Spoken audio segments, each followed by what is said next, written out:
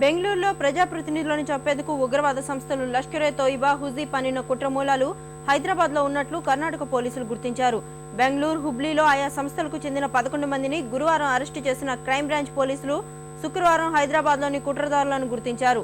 హుజీ సభ్యుడు చాంద్రాయణగుట్ట నివాసి ఉబేద్ ఉబ్ రెహమాన్ అలియాస్ ఇర్షాద్ సమాచారం మేరకు పాత బస్తీలోని వివిధ ప్రాంతాలకు చెందిన మరో 4గురిని అరెస్టు చేసి బెంగళూరు తీసుకెళ్లారు.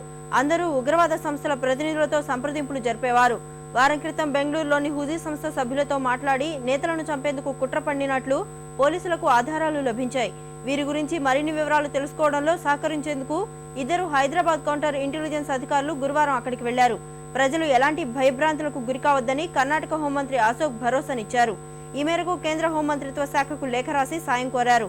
తీర ప్రాంతాల్లో అప్రమత్తత జారీ చేసినట్లు తెలిపారు. అటు అరెస్టైన వారు అమాయకులంటూ బంధువులు ఆందోళన వ్యక్తం చేశారు.